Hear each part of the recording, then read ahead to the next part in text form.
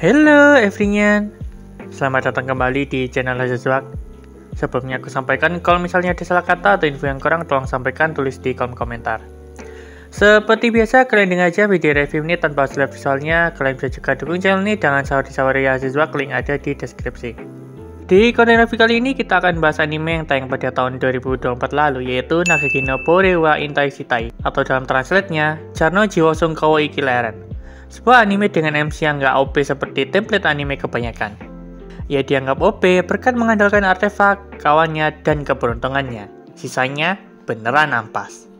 Selain ceritanya yang menarik dan banyak humor yang selalu dari salah paham atau salah tafsir, anime ini menawarkan banyak angle kamera pantat, dan pantat kesukaan kalian.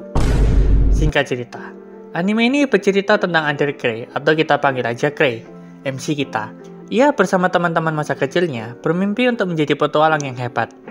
Dalam perjalanannya, Gray menyadari bahwa ia sangat lemah dan merasa hanya akan menghambat yang lain.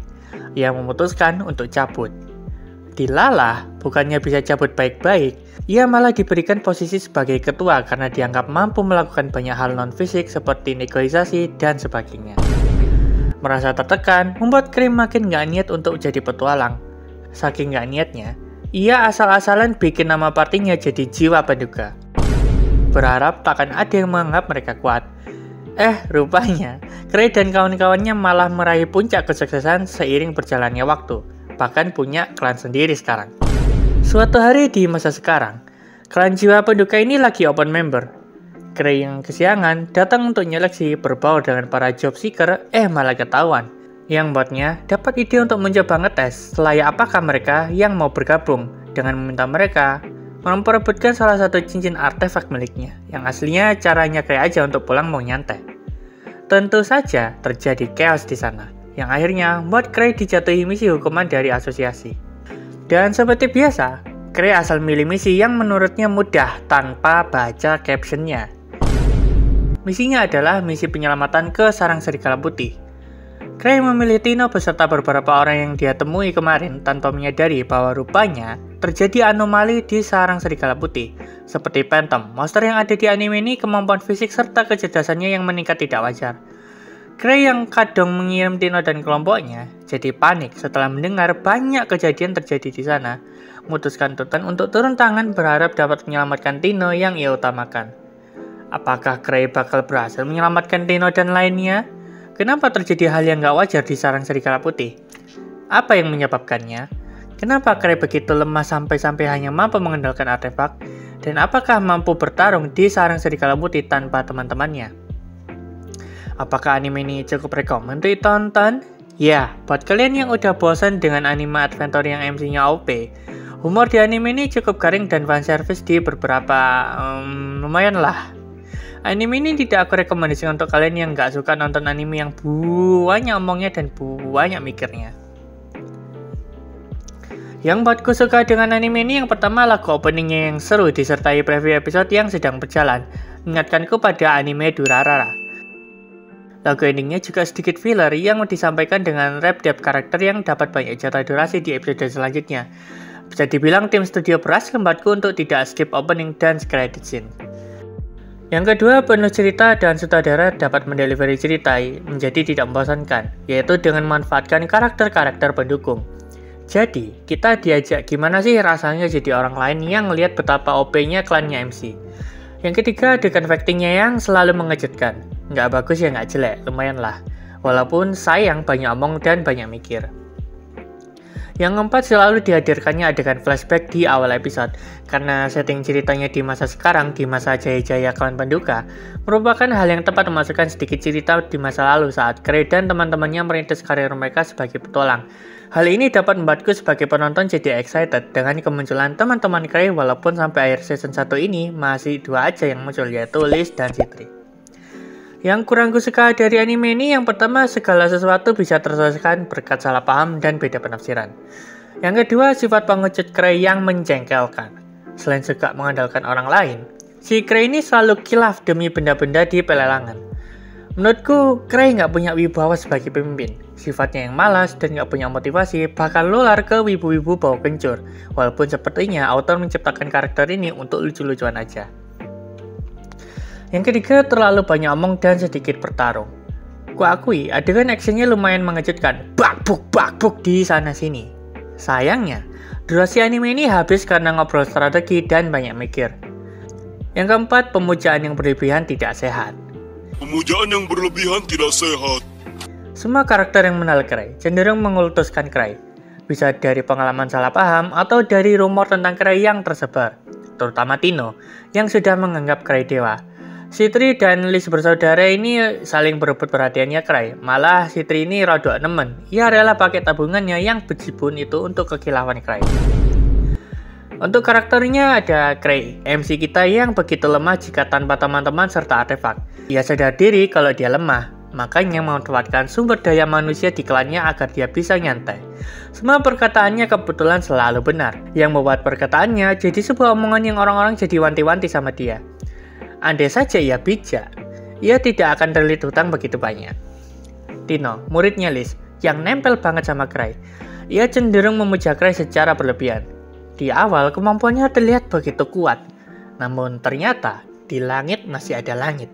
Kemampuan Tino bahkan masih jauh dari kata kuat. Liz, teman Cray yang kekuatannya gila masalah. Sifatnya yang kayak orang bipolar, begitu mengerikan. Sampai-sampai orang-orang di klan berharap nggak satu kelompok kalau misi sama Liz, karena Liz cenderung nggak bisa kerja sama tim. Citri, adiknya Liz yang ngebet banget pengen nikah sama Cray. Ia rela dihutangi Cray, walaupun kelihatan kalem. Sebenarnya, si Citri ini jatuhnya kayak mad scientist gak sih sebagai alkemis? Ark, bangsawan yang memilih jadi petualang. Sven, petualang yang bolak-balik ditipu Cray tapi be aja. Eva, asistennya Cray yang ngurus administrasinya Cray serta ya banyak lah. Kirk, manajer asosiasi penjelajah yang merupakan pensiunan. Eclair, bangsawan yang mencingkelkan. Kemudian ada rekan kelompok Tino kemarin, ada Luda, Craig, dan Gilbert. Dan teman-teman Cray yang nongol bentar di adegan flashback. Ada Luke, Ansem, dan Lucia. Sisanya aku lupa, anggap karakter lewat. Sebagai catatan, yang pertama terungkap kalau si Lucia ini adiknya Cray punya kapasitas mana yang gede dan berbakat di sihir. Harusnya si Cray juga punya bakat sihir dong, masa ngecas artefak kudu nunggu Lucia mulu? Sampai bikin embel-embel acara latihan ningkatin mana dengan ngecas artefak sebegitu banyaknya loh. Yang kedua ini agak sama dengan yang pertama. Di awal sudah dijelaskan kalau mana di anime ini ada di mana-mana. Bahkan Phantom, monster-monster itu, tercipta dari kumpalan mana. Lah, kenapa nggak ngumpulin mana, terus dimasukin ke artefak untuk ngecas? Karena operasi rahasia menara akasik aja mampu bikin alat yang memanfaatkan kekuatan besar yang mengalir di jalur Ki. Buat yang lupa, semakin gede energinya, maka kemunculan gudang harta semakin memungkinkan. Gudang harta itu apa? Ya dengan yang isinya ada phantom, pusaka, dan sebagainya. Dari sini kalian pasti paham lah maksudku. Yang ketiga, apa yang terjadi dengan si Master, Abah Noctus Cochlear? Apakah disikat sama Kill? Yang keempat, aku nggak paham maksudnya Citri ketika ditanya Cray, gimana sih sainganmu? Maksudnya si Sophia. Nah, si Citri jawab kalau saingannya itu pergi jauh dan nggak bakal kembali, karena aku pakai air pewarna. Itu maksudnya apa ya guys ya? Yang kelima di episode 13, Topeng yang hidup itu bilang betapa rendahnya kemampuan Cray. Motivasi aja nggak punya. Buatku sebenarnya bisa jadi. Poin A, si Topeng benar. Cray memang lemah dan gak berbakat, tapi bisa menggunakan kemampuan artefak semaksimal mungkin yang mana orang lain belum tentu bisa. Poin B, si Topeng salah nilai. Bisa jadi nggak bisa ngira-ngira kemampuan Cray yang sebenarnya. Ya, template MC anime yang sudah-sudah sih. Yang keenam, kenapa teman-temannya si Cray ini cenderung mempertahankan Cray dari dulu. Orang-orang di klannya aja tahu kalau si Cray ini mengandalkan artefak, suka ngutang, dan komunikasinya nggak tuntas. Tapi pada nggak kritis soal ini, bahkan dibiarkan aja. Aku yakin, si Cray kalau diganti atau dipensiunkan, pasti terima aja, malah bakal seneng. Yang ketujuh, di akhir kredit di mention, rupanya klan arwah penduka ini sudah memiliki anggota ke-7 yaitu Eliza Black. Sempat diperlihatkan sekilas, ia menaruh entah harta atau artefak di mejanya Cray. Seperti apa dia dan apa kemampuannya? Yang ke-8, selain kehadiran teman-teman Cray yang lain, Aku berharap akan ada momen yang akhirnya membuat Krei termotivasi untuk melakukan sesuatu. Minimal mau jadi kuat lah untuk menggali potensinya. Anime Nakaki no Bore wa Intashitai ini mengundang segudang banyak pertanyaan buatku sebagai penonton. Walaupun ada kekurangan di sana-sini, ceritanya sejauh ini sudah cukup menarik. Kuharap season 2-nya memberikan banyak kejutan. Ya, kalau ada. Untuk rating ada di layar ini ya.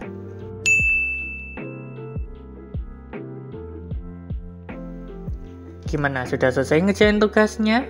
Sudah selesai dengan hal yang kalian sekarang? Good. Jangan lupa subscribe channel ini biar segera dapat akses dan jangan lupa like, komen, barangkali kalian mau request bahas apa di next video. Thank you everyone. Bye.